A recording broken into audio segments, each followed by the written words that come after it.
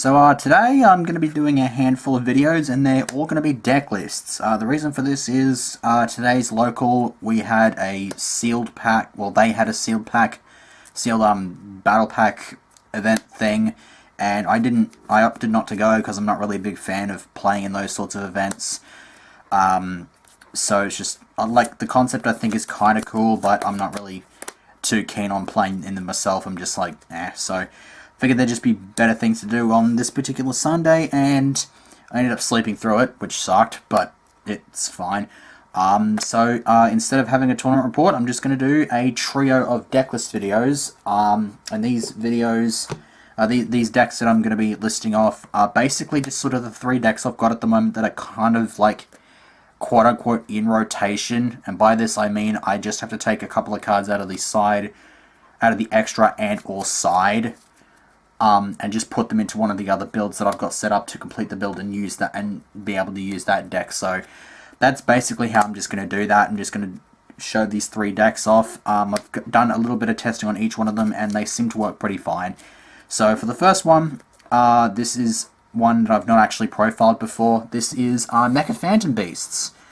This is a deck that I've been wanting to build for quite a while, but I didn't think it was really worth going for unless I had more, because I only had the one Dracasac up until when I cracked open the tins, and so I'm just like, I felt like I needed at least one more Dracasac, but I managed to get it out of the tin, so I felt that this deck finally warranted a build. So we're going to go through this as the first of the deck lists.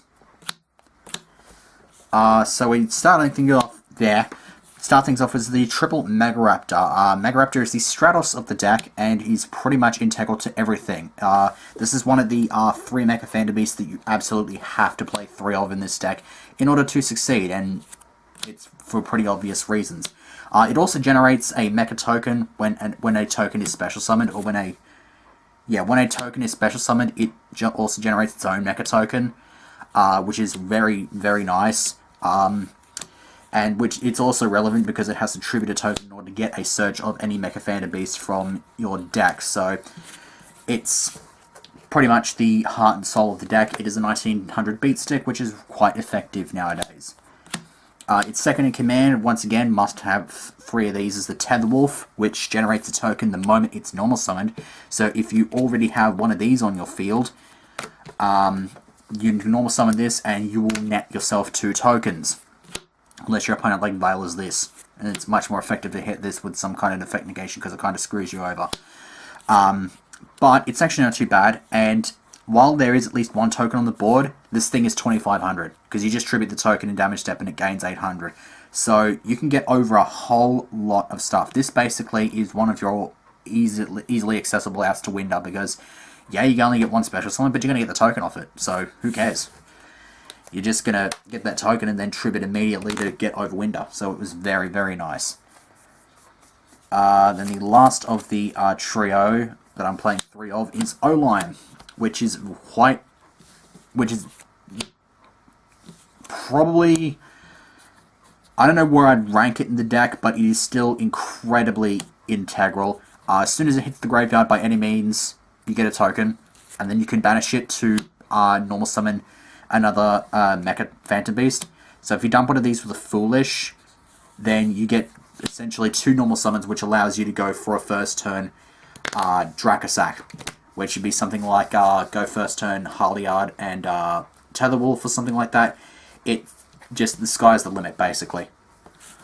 And this guy is really effective. He's also a tuner, so combined with any Mecha tokens can give you from Catasta to Stardust. It's quite awesome. Then play the double Hamstrat, which is the Monster Reborn of the deck, and it's quite effective because most of the other monsters generate 1 token. This card, when it's flipped face up, gets you 2 tokens, which is quite awesome. It's also effective to flip this up when you've also got Coltwing on the board, so that way Coltwing will be able to get its effect, and that's something that I'll be going on a tangent about very shortly. And you can also, of course, bring something like a Coltwing back, or a Tether Wolf, or something like that. It's a shame that it is a level 3, because if it was level 4, it'd be a lot more busted.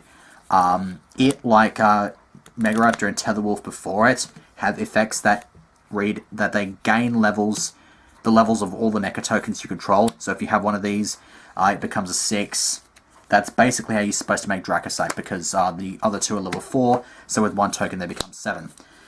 And this pretty much helps open up those plays and create a whole bunch of tokens which allow you to, which you can use for not just Mecha Fandabeast effects as well, as you will soon see. I'm going to play the one Warbler in. Once again, it's a tuner. It's a little bit more viable because it is level 1, so you have a whole bunch of more different shenanigans to go into with this. This plus 2 tokens or a Hamstrat with 1 token on board makes a Black Rose, which is really, really awesome. You can also make Conqueror, which is one of this deck's synchros. The other one hasn't been released yet, but hopefully it will at some point. It's not coming out next challenges though. Like it is in the OCG, but it's one of those like last 10 cards in the list, so we're not actually getting it, which sucks. But it is what it is. But yeah, Warbler. If you synchro a machine with this, you get a token, but you can only special summon wind monsters. And that's actually that's something I've actually been working on getting around with the build of my extra deck. Then we have Occult Wing, as I was going on a tangent about talking about Hamstrat. When it's special summon, you tribute 2 tokens to destroy one of your opponent's cards and banish it. So this is pretty much the hand killer of the deck. I so wish it would work with Winder, but it does destroy. It doesn't just plain banish. And it's also ripe for the picking as soon as you special summon it, because it gets 2 tokens. It's one of the other monsters that generates more than 1 token, which is quite effective. And then finally there's Harliard. Harliard also works really well with Cult Wing. I only really want run one because I'm not running Scramble, and it's implied that you should not even run Cult Wing because you don't have Scramble, but Cult Wing is still pretty damn effective. I quite like it, especially with Soul Charge around. So I figured just one of each of those would just do me would do me pretty fine. If you tribute a monster to activate a card effect other than this gives you a token. So basically, if you have this and Mega Raptor, you essentially get a free search. It's quite effective. Plus, like I said, it works well with Cult Wing, as you can tribute a token to special summon a mecha from the hand. So if you've got the Cult Wing in hand, that's quite awesome, because you then, at the very least, you'll end up with at least 1 token on the board, because then you get 2 off the Cult Wing, tribute those 2, and then get 1 off the Harliard. So that's a Dracosang right there as well. The only non-Mecha Fandabeast monster I play is the Triple Mathematician, because it dumps O-Line into the grave quickly, and with that you can then get the token, and then proceed to normal summon like a Mega Raptor or something, and then tribute the token to get another search and be prepared for the next turn. And Mathematician's quite effective in its own right because it gives you pluses. Speaking of pluses, the first spell to show off is the Supply Squad. Supply Squad is incredibly silly, especially when combined with Mathematician. One, just kill me and I'm just going to get a whole bunch of cards. And Supply Squad is also really effective in this deck because you want to maintain token presence in order to use them as fodder for Mecha effects and stuff like that. And the focus on the opponent as soon as they work this out is that they want to get rid of the tokens so that your monsters don't get that power. But the problem is, if they blow up tokens, you're going to get draw. You're going to get a draw for it. So that's where the challenge lies. Speaking of tokens, double Scapegoat. 3 is far too cloggy. You do not need 3 Scapegoat at all. 2 is perfectly fine. And if you open with this and a Mega Raptor, it's one of the more traditional plays. You just open with this and summon Mega Raptor, set this. As soon as they go for the Mega Raptor attack, you just flip the Scapegoat, get some tokens. It'll force them to have to attack the token, and your Raptor will be safe to use his effect, because you don't actually have to tribute Mecha tokens. You can tribute regular tokens, any kind of token, which is quite effective. Double MST for the back row hate, because Vanities is a grub card. I hate it. I want the damn thing to get at least put to 1. I mean, you don't have to absolutely ban it, but I'd rather it but I'd rather get hit by something, but whatever. Foolish Burial, this is somewhat better than Mathematician because this does not use up your normal summon. But Mathematician at least gets you a +1, so it's effective. And then the 1 Soul Charge. Once again, bit weird on the Soul Charge thing. I don't really think 2 is entirely necessary, but I figured I'd just have the 1 there for the Colt Wing and some other stuff. For the traps, run triple aerial recharge.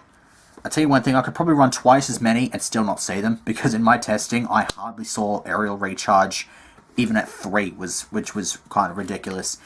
Some people like to play 2. I mean, if you're going to see it that often, then fair play, or if 3 is just clogging up your back row, then that's fine, but I've hardly ever seen 3, so there's no reason for me to cut it down to 2, because I'm not going to see it anywhere near as often.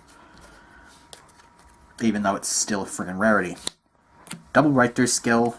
In the whole debate between Breakthrough Skill and Finish Chain, Breakthrough Skill is easily better in this list because you don't really mind your opponents having to attacking, especially if you've got tokens on the board, because they have to focus on the tokens. And as long as you've got a supply squad on the board, you're going to get a steady amount of resources to get back from losing those tokens, and especially if you've also got Mathematician. So this list only really needs Breakthrough Skill. It doesn't need anything else. Funny Tech card is the form of Haunted Heaven. Once again, tokens.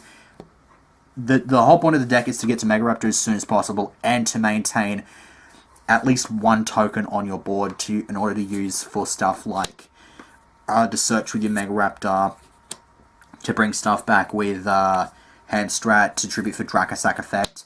But most of the time you'll have a number of considerable number of tokens on the board, and that's where Haunted Heaven comes in, because the tokens are 0/0, and they're pretty much just there to give their levels to your mechas in order to get the higher rank exceeds on the board. So, and they don't really serve much other purpose. So, figured just give them an extra reason to be on the board.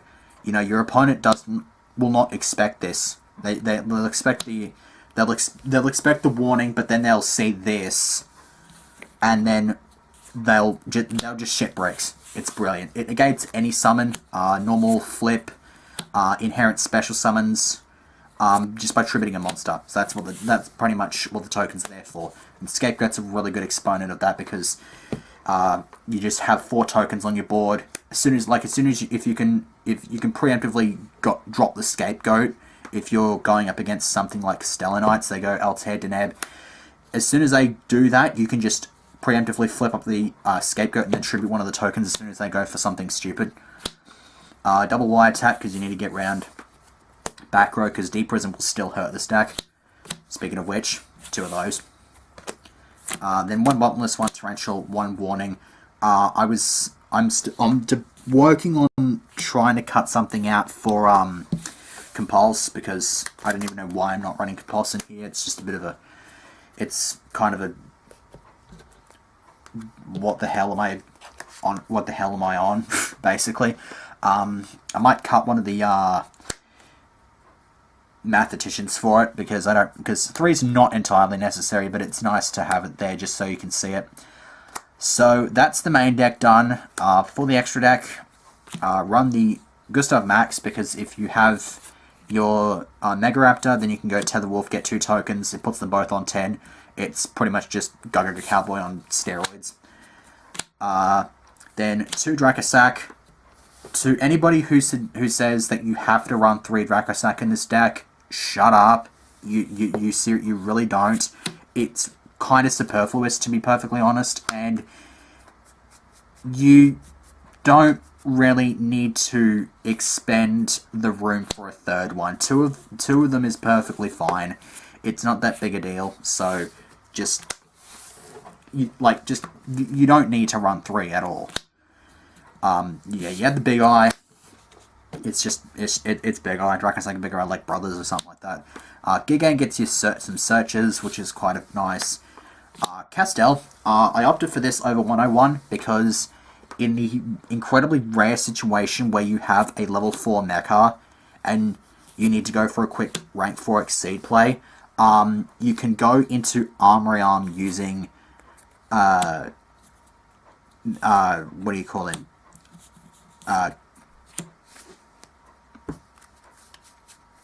Warblerin. Yes, I'm an idiot. You can go into Armory Arm using Warblerin, and then, despite the fact that you'll get the token and cannot special summon except for wind, you can still go into this. So, that's pretty much the main reason I went for it, and it still gets stuff off the board like Winder. So, it's still about as effective in my opinion. Then there's the Chidori, because you run winds. Chidori is just amazing. For the Synchros, Stardust and Scrap Dragon are basically just protection and offense. Once again, you get a use out of your tokens, so you don't really you're not really losing something that important when you're using Scrap Dragon. One Concorda, this is the Synchro I was going on about. Basically, as long as this is on the board, your tokens cannot die through battle or card effects. So it's basically protects the tokens, and then the tokens in turn then protect the other Mecha Fandom Beast monsters. And it's also a reborn. When it dies, you contribute all the tokens you control to get back a level 4 lower Mecha Fandom Beast. So basically, if this gets killed, then you just get something like Colt Wing in defense. It'll generate a couple of tokens, and then your opponent has to either get over the tokens or just end up losing one of their monsters to its effect. And if you've got a Tether Wolf, that means you have a quick Dracosac play. Black Rose for a field wipe. Nothing much need to be said. I did have Exciton in here for that same purpose, but no reason for it. Goyo, you can make this with any level 4 plus Lion, and he's friggin' awesome.